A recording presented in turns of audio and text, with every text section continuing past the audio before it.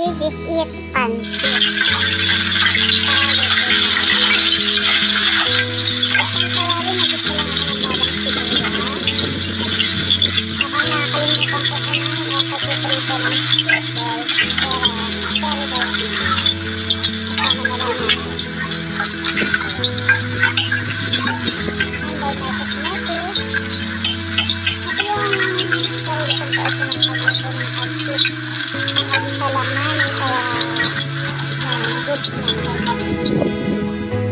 Habang nakasalang siya, hiwa muna tayo. Carrots, repolyo, yan lang po yung makaraniwang nilalagay ko. Ayoko ng ibang gulay. Basta pangkain namin, tamang carrots at repolyo lang po. Sayang lang po kasi kung pipiliin lang din, hindi naman nakakain. So kung ano na lang po yung nakakain na gulay, yan na lang po yung aking sinasama. Ayun, at mekos-mekos natin. And then, balik ulit sa paghihiwa. Ganyan ako pag tinatanghali ako ng gising, tapos gusto ko yung kainin. Hindi na, madali ko na lang. Anyway, kami lang din naman yung kakain, at saka masarap pa rin naman yung pinakalabasan. Ganyan talaga ang nanay.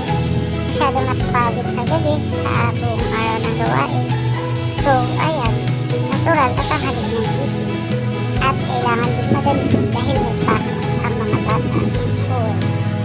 Ayan. And then, lagyan na natin ng mga pampalasa. Ang toyo, na malakas na meron ako.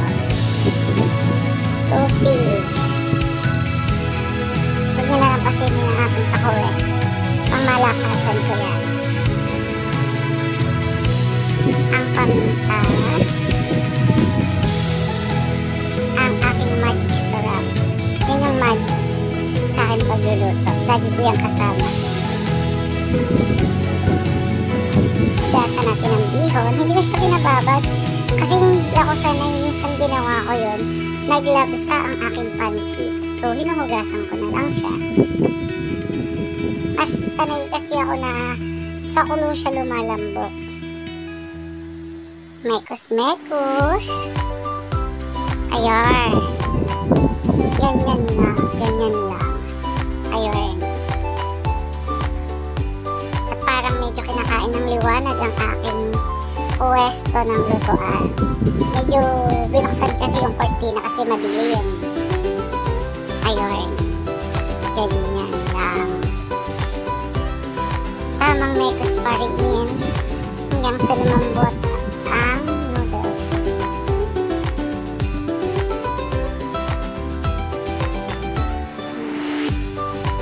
Isa kasi ang pansit yun sa paborito kong lutuin.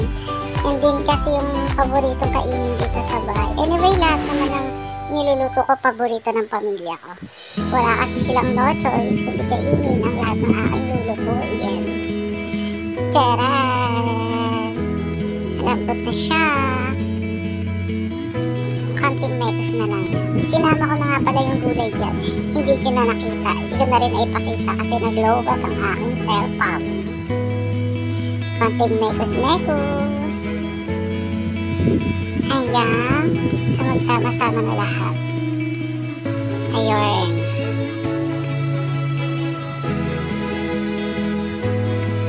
Okay na siya. Konti na lang at maluluto na yan. Anyway, luto na yan eh. Kaya lang medyo hilaw pa yung gulay, kaya medyo inano ko pa ng mga around 2 minutes. Ayoko kasi ng matitigas na gulay, ayoko ng crunchy. Hindi rin kakainin ng mga bata. And then, ayan na. Taran! Ang aking pansit bihon. Ayan. Kaya naman, maraming salamat sa panonood.